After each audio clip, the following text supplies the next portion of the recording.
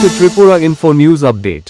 দারিদ্র্যকে হার মানিয়ে রাজ্যের মুখ উজ্জ্বল করল আমবাসার মেয়ে অনিতা। অভাব ছিল, সংগ্রাম ছিল, কিন্তু স্বপ্নের সামনে হার মানেনি ধলাই জেলার আমবাসার মেয়ে অনিতা।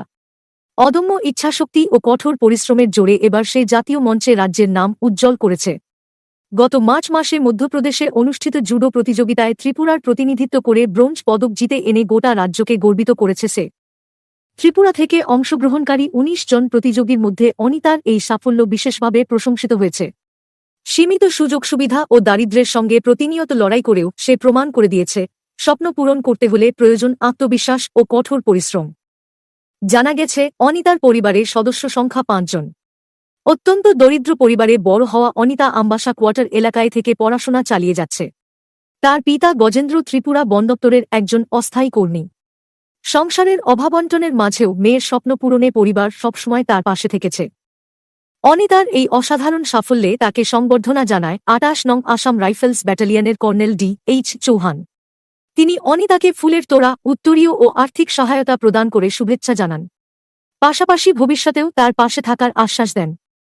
অনিতার সাফল্যের খবরে খুশির হাওয়া বইছে আমবাসা সহ গোটা ধলাই জেলায়। স্থানীয়দের মতে, দারিদ্র্য কখনো প্রতিভার পথে বাধা হতে পারে না। অনিতা তার জীবন্ত উদাহরণ। আজ সে শুধু একটি পদকই জেতেনি, জিতে নিয়েছে হাজারো স্বপ্নবাজ তরুণ তরুণীর হৃদয়ও। সংগ্রামের পথ পেরিয়ে অনিতার এই জয় যেন নতুন করে শেখায়, স্বপ্ন পূরণের ইচ্ছা থাকলে অভাব কখনো বাধা হতে পারে না। कमांडेंट अम्बासा जो एरिया है वो मेरा एरिया ऑफ रिस्पॉन्सिबिलिटी में आता है, मेरी जिम्मेवारी का इलाका है।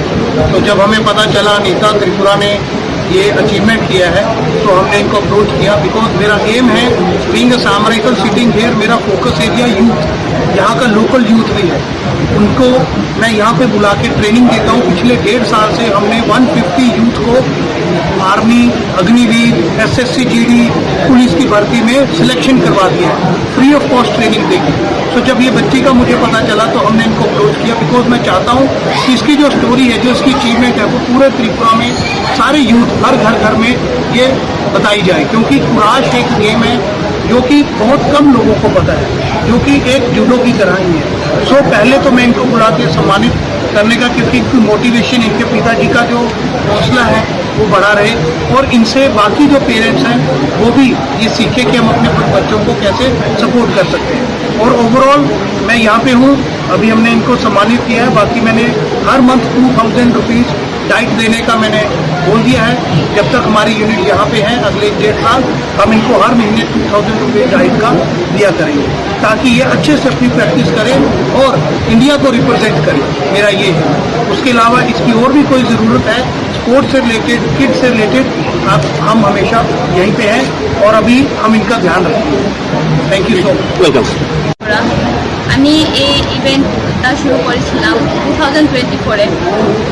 আমি তখন ভাবিনি যে আমি অত সাকসেস হব, মানে মেডেল পাবো। আমি প্রথম এই গেমটা শুরু করেছিলাম জাস্ট ম্যাচটা পছন্দ করে, আর জাপান যাওয়ার ইচ্ছা ছিল।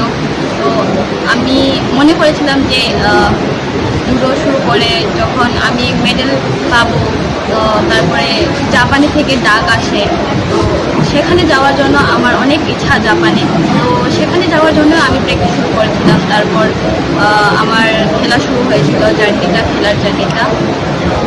জার্নিতে আমি অনেক ডাউনফলও দেখেছি, মেডেল আসে না, তবুও আমি কখনো নিজের ডিমোটিভেট করিনি। তো আমি আরও প্র্যাকটিস করি মেডেল করার জন্য নিজেকে। তো প্র্যাকটিস করতে করতে এখানে আমি আজকে এই জায়গা এসে বসেছি যে মেডেল, ত্রিপুরার জন্য মেডেল এনেছি। আমি অনেক খুশি যে আমি ত্রিপুরার জন্য নাম করতে পেরেছি। কোন প্রতিযোগিতায় তুমি অংশ নিয়েছো? ইভেন্টটার নাম আচ্ছা, তুমি কোন জায়গাতে তুমি পার্টিসিপেট অংশ নিয়েছো? হ্যাঁ, কোন জায়গাতে তুমি পার্টিসিপেট অংশ নিয়েছো? আমার ফার্স্ট ন্যাশনাল তো হয়েছিল হিমাচলে, সেখানে আমি মেডেল পাইনি। সেকেন্ড হয়েছিল মহারাষ্ট্রতে, সেখানেও আমি পাইনি। থার্ড হয়েছিল ইউপিতে ডিসেম্বরে 2025, সেখানে আমি সিলভার মেডেল অর্জন করেছি।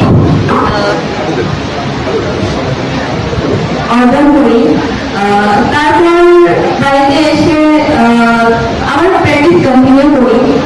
জানুয়ারি মাসে আরেকটা ন্যাশনাল হয় মণিপুরের গৌর, সেখানে ফার্স্ট বাউতে আমি হেরে যাই, মেডেল পাইনি সেখানে।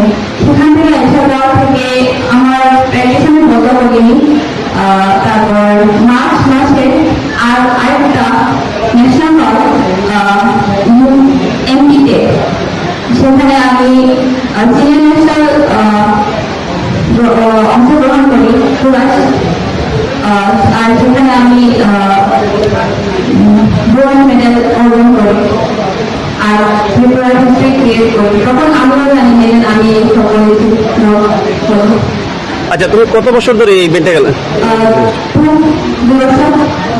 2 বছর। টোটাল কতটা মেডেল পাইছে? টোটাল ন্যাশনালে 2টা, পার্টিসিপেট 5টা, আর ম্যাক্সিমাম পাঞ্জাবে চণ্ডীগড়ে আরেকটা। আজকে যে এই আসাম রাইফেলসের তরফ থেকে তোমাকে সংবর্ধনা দেওয়া হলো, তো কি বলবে তাদের এই উদ্যোগকে? আমি অনেক খুশি যে আমাকে এখানে সম্মানিত করা হয়েছে 28 আসাম রাইফেল থেকে। আমি অনেক খুশি, তাই আমি তাদেরকে অনেক ধন্যবাদ করতে চাই। আমি অনেক খুশি। আচ্ছা, এই সাফল্যের পিছনে কাকে বেশি ধন্যবাদ দেবে? আমি আমার প্যারেন্টস আর আমার কোচ, যিনি আমাকে প্র্যাকটিস করেছিলেন, সুব্রত হক। তুমি যেখানে প্রতিযোগিতা অংশ নিয়েছো, তোমার অপর প্রতিদ্বন্দ্বী কে ছিল? হ্যাঁ হ্যাঁ, পাঞ্জাব। না, অপর প্রতিদ্বন্দ্বী যার লগে তুমি কম্পিটিশনে করছো, অংশ নিয়েছো, অপর প্রতিদ্বন্দ্বী তোমার অপোজিশন কে ছিল?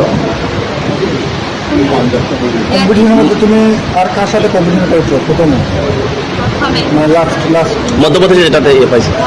হ্যাঁ, Madhya Pradesh first Punjab, second Haryana, third Punjab. আচ্ছা, থ্যাংক ইউ। তোমার পরিবারের কয়জন মেম্বার আছে? 5 জন, 2 ভাই, একটা বড় একটা ছোট, আমি থেকে আছি। Thank you. তোমাকে উদ্যোগ কে দিয়েছে এই যে খেলাতে যাওয়া? কোচ।